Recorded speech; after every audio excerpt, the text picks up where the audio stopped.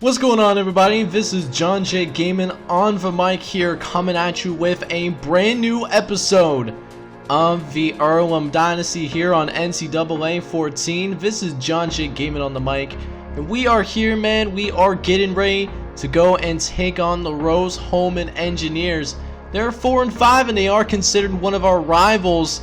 Kurt Herbstreit is going to be rocking with them, unsurprisingly, but we do have a couple of things that we're better at than our rival. We have a better pass offense, and surprisingly, we have a better rush defense. Earlham, one of the worst rush defenses in the entire country. They only have a C+ offense and a B- defense, whereas we have an F offense but a D- defense as well. Again, this is one of our rivals here in this series, man, so we got to make sure we take full advantage of it. So either way, though, it's going to be a good one. So make sure you smash that like button for me, as well as hit subscribe if you have to be brand new, and like what you see here on the channel. It only takes a few minutes, and it really helps build the community that we got going on here on the channel. Let's go ahead and get this game in. Let's get it.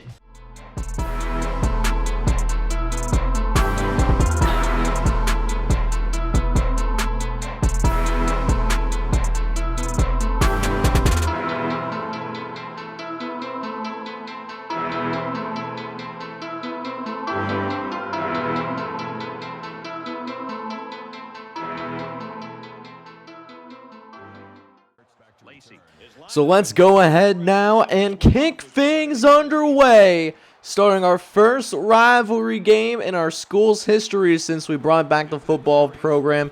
And Earlham gonna get it back. They get the ball to start this game, and they're already gonna get some great field position. We're actually gonna be called for a face mask on the first play of the game. They got Anthony, and they're starting things off on the 40-yard line. A team that's considered a big favorite going into this one. You hate to see it, as they already have great field position to work with to start this game. Jonathan Patrick, matter of fact, already getting them on our side of the field as they hand it off to Jacobs right up the middle, taking some shots, but Stephen Jacobs fights forward. 48-yard gain, leading to a second and short, and Earlham going with the no-huddle attack, as well as they go to Stephen Jacobs once again for another 8-yard gain as well. They're going to that run game early and often, as this is one of the better duos in our conference when it comes to the quarterback halfback position. And they're already on the board. Touchdown, Nate Maddox, the tight end, getting a quick score on us right away. And just in a blink of an eye, they make this thing 7-0. And now it's time for our offense to take the field. First play, we're going to go to Aaron Ball on the ground. We picked some good yards, actually. Good run for the custom recruit. He's able to pick up 7 there, leading to a second and short coming up here. Patton throwing over the middle, looking for St. Wilhelm, but he drops the pass here. He had the first down easily. And unfortunately, we're now dealing with 3rd and 3, trying to pick up the first down, but Miami Thomas does end up making the catch for us. That's a 6-yard gain. As now we got 3rd and long coming up here once again. We'll see if we can get 2 third down conversions in a row. As Patton, he's looking downfield, has St. Wilhelm, but he drops it again. And Earlham, we're going to have to punt this ball away. And because of how great our punter is, Earlham with another great field position as well, as Stephen Jacobs now takes it across the 50-yard line again. The Engineers put into constructing a very good drive moving forward, as on a 3rd and 7, going to try to intercept it with Jason Bell. We couldn't do that, but at the very least, we got him off the field, forcing a field goal attempt. Let's see if our special team guys can do what needs to be done in order to prevent any points, and they do. The kicker misses it wide right. It remains 7-0, as we do get a studio update. Penn State is up on Michigan. It's currently 7-0.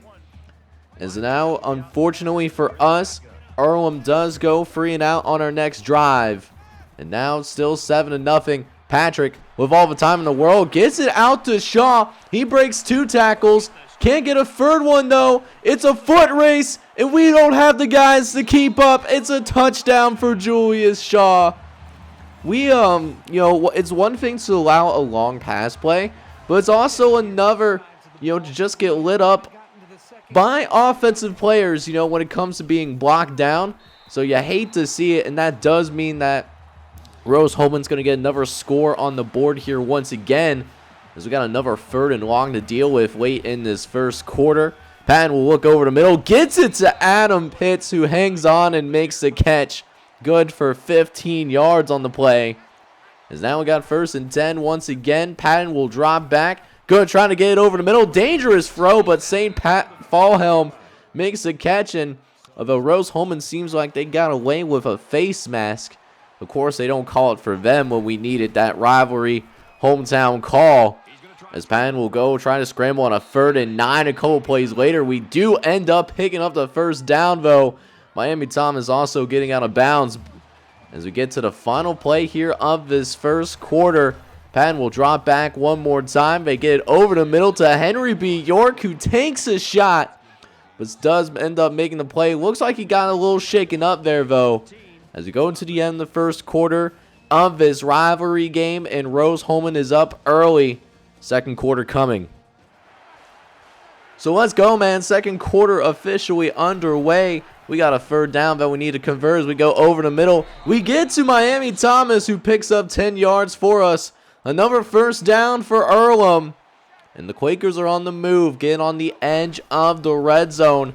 As Patton will drop back, throw over the middle, gets it to Miami Thomas, who takes a hit and ends up picking up 14 yards on the play. As now we got another 2nd and 6 coming up here. Patton going to go ahead and draw it right up the middle as ball has a wide open lane and gets it into the end zone. Touchdown, Quakers! And we cut this thing back down to a 1-score game. Now we'll see what's in store for the Engineers as they start their very next drive. They've been very successful on offense out here today. As they go over to Maddox on the right-hand side, he already has a touchdown so far. This time he only picks up 7. But we do have 2nd and short coming up here in the shotgun. 5 wide set as Patrick takes a shot, and he's going to be sacked in the backfield. Looks like Josh Hill making the play. And we got him down to a 3rd and long now. 3rd and 10. Patrick dropping back once more. Can't get any pressure, unfortunately. And is able to get it out to the right-hand side. Eddie Hart making the catch. And it's a fresh set of downs for the Engineers as a result of that. As now, 1st and 10. Patrick trying to throw it over the middle, but it's deflected away, though, by our linebacking core. Don't remember who that is, to be honest with you, but hey, he made the play. I love to see it. As a couple plays later now, got him on a 3rd and 6. Patrick gonna get lit up as he's thrown, and he has to throw it away, and we force a punt. So you'll love to see it, and Earlham has an opportunity to tie this game up. As now we have our offense back out on the field, and we're picking up right where we left off from the previous drive. We end up picking up the 1st down right from the gut, but can we move the ball any further as a couple plays later got a 3rd and long. Gonna try to get it out to Aaron Ball, and if we had a little bit better blocking, that would have been the 1st down right there. But because we're so deep in our own territory, we actually have to punt it back as well. And now Rose-Hulman has the ball right back. They're going to put their tight end in motion on this 1st and 10 to start the new drive. It's Jonathan Patrick. He's hit as he's thrown. Gets it out to Thomaso. He breaks 1 tackle, and he's eventually forced out of bounds by Caden Doman, the custom recruit, playing at that free safety position. As now a couple plays, next play, Jonathan Jacobs, he's going to carry it up the middle of the field as well, and Stephen Jacobs ends up picking up another 16 yards. He's been heating up on the ground as well. Although a few plays later, we got him to a 3rd and 10 again. Patrick, he's going to send this deep downfield, has Watson, and our defensive backfield cannot keep up. Cameron Watson burning our defense. And they get into the end zone for another touchdown, making it 21-7. And with less than 2 minutes left here in this first half, it's time for us to go to work. We need to get some things. We got some work to do, man, but we do get the ball to start the second half. So if you can make this a one-score game, you know, anything is possible when it comes to these rivalry weeks, as we do end up picking up another first down with Aaron Ball, who ends up getting 13 yards. That's almost all his reception yardage on one catch. You'll love to see it. As now we got 1st and 10. Patton going to drop back. Going to throw it up the field. Trying to find his receiver. Looks like he was trying to get it to Aaron Ball again, but still incomplete. As now we got 3rd and long. Going to just try to run it upfield. Trying to get some time melted off the clock. Don't like to play golf personally, but that's what the ass coach wants us to do. And now with less than a minute left, Rose-Hulman has an opportunity to add on to this lead. So defense needs to make a play, and Josh Hill almost made one for us there. He almost got his hands on that interception, but it's an incomplete instead. And now 2nd and 10. Patrick will drop back. He's going to throw it again. Josh Hill covering, but the receiver drops it. And now facing 3rd and long. Going to try to send the house here. Make this quarterback think on his feet, but it's a screen. We have been bamboozled, and that bamboozle is going to cost us a first down and a whole lot more as a result of it. Steven Jacobs with a 31-yard catch coming out of the backfield as well. We were not expecting that screen. As now we got 1st and 10 again with about 30 seconds left in this first half, as Patrick throwing over the middle finds Hart. He has the heart of the line to make the catch, and it gets them into the red zone here, as they have another 1st and 10 to work with as a result of that. As now Patrick dropping back to pass. He's going to throw it short over the right-hand side. Finds Shaw, who's trying to find that first down marker, but is not going to get it, as the Engineers trying to fight forward, trying to get, you know, that one last score, and they're going to get it as well. Steven Jacobs going to go ahead and find the end zone here. Touchdown Engineers. And they take a 3-score lead going into the halftime. We do get the ball to start the second half. We got to play significantly better if we want to win our first rivalry game of this series. Alright, man, so we played like absolute hot garbage in the first half, but you know what? We get the ball to start off here in the second half, and hopefully some better days come for us here, man. So we try to connect on a long pass play, but of course it's incomplete, though. As we got 2nd and 10 coming up. Patton going to throw short to Ball, but he's wrapped up in the backfield, but there's a penalty on the play, and they're going to call face mask on the defense. Wade Parham, the culprit there. As now we got 1st and 10 thanks to that face mask, as Patton will roll out to the right. Gonna throw it over the right-hand side. Finds St. Wilhelm. That's good for the first down here as well. That's a gain of 11 on that play. As now 1st and 10 coming up. Patton will drop back. Looking over the middle. Finds Miami Thomas there again. And nearly another first down for the Quakers. That's Miami's 6th catch of this game. As a couple plays later, we'll try to run for the first down. Go and get it to Aaron Ball, who makes a nice little cut to get into the hole. And he picks up the first down as a result of that. And so we got a fresh set to work with now. 1st and 10. Patton dropping back. Going to throw it to the right-hand side. Finds Henry B. York, who doesn't drop it this time around. He already has a couple drops here today.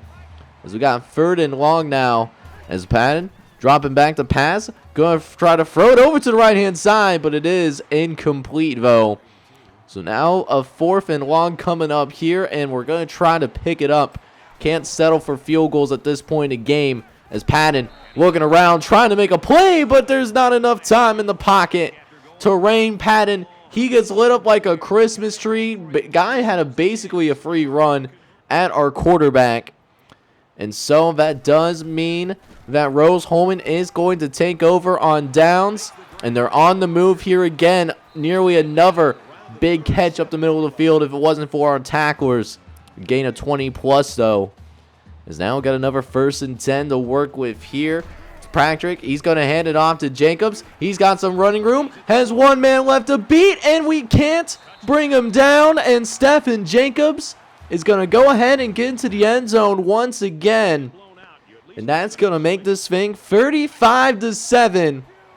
As our offense, we really need our offense to step up right now. But we take another sack here once again, making it 2nd and 20. So our entire team in general, even for our standards, is simply falling apart right now as we almost throw an interception. Lance Perry thankfully only could get one hand on it. As it's 3rd and 20 now, we're just going to go ahead, call another screen. Just punt this thing away, you know. Don't want to turn the ball over on this side of the field. And Ball somehow manages to pick up the first down. One of our longer plays of the game. Good for 23 yards. And now we got a fresh set of downs to work with, man. You'll love to see it. As we pick up another one thanks to a throw over to St. Wilhelm. That's good for 7. As now we got 1st and 10 once again. Patton going to drop back. Forced to stay in the pocket, though. Trying to throw it out to his receiver. Looking for Miami Thomas, but underthrew it. And could not get that cutback cheese to go our way.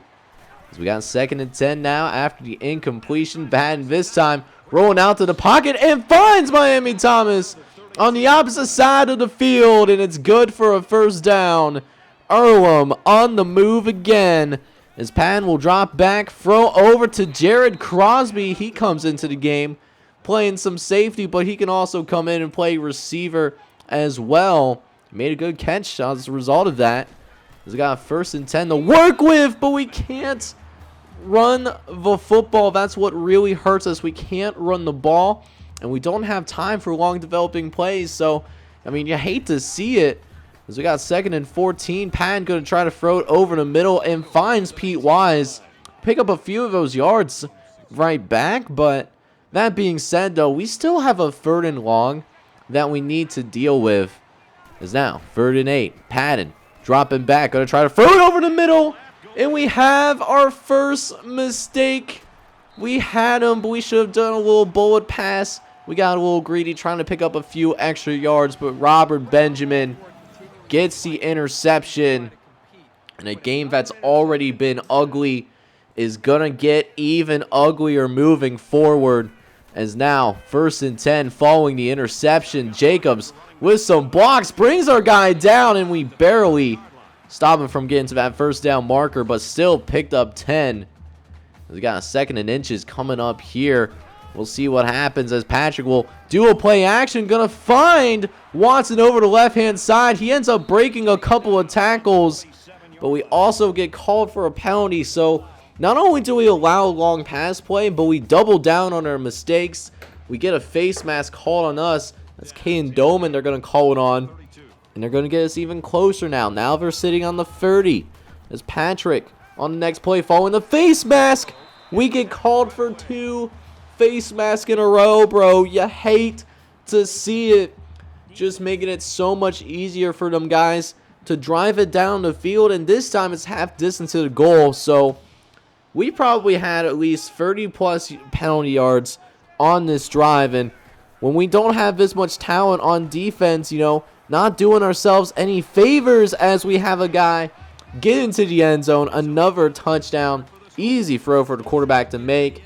And I think this is about the time where we go in and just go ahead and wrap it up, get the backups in.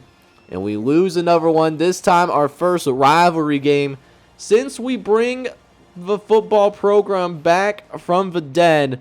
Rose-Hulman beating us on their turf by a final score of 52-14. We'll go ahead now and check out the stats for all the guys that played for us here today. See if there's anything positive to take out of what was a rough game for us out here on the field.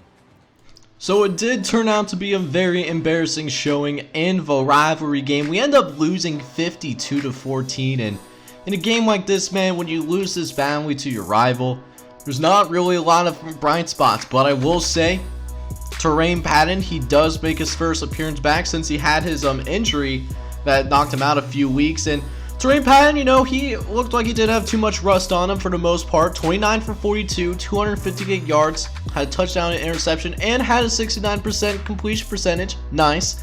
And then Matt Lewis did come in for a little bit to play in relief, and he didn't look as good though. 2 for 9 for 52 yards. I did like what Matt Lewis did while he was a starter, but Terrain Patton does offer a little bit more mobility, so that's why we're going with him as a starter moving forward.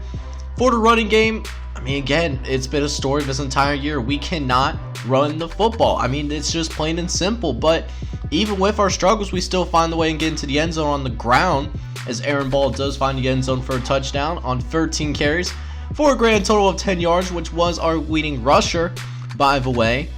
As for our receivers, they were very busy throughout the course of the day. Aaron Ball and Miami Thomas each tied for receptions.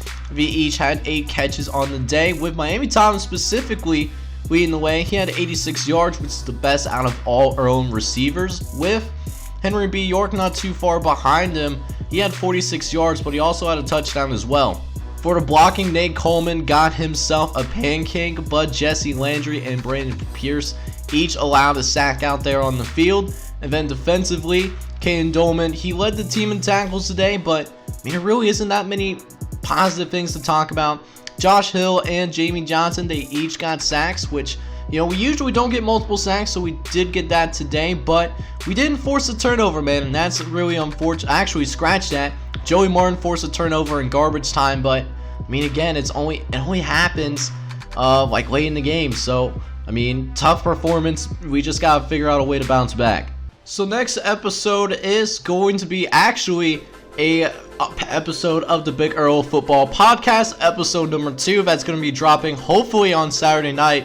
Should be a good one as we take a little bit of a sneak peek at what's going to be in store for his squad for the final quarter of its first season back in college football. It's going to be a good one, so make sure you smash that like button as well as hit subscribe if you have to be brand new and like what you see here on the channel.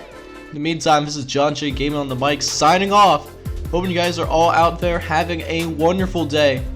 Take care, everybody.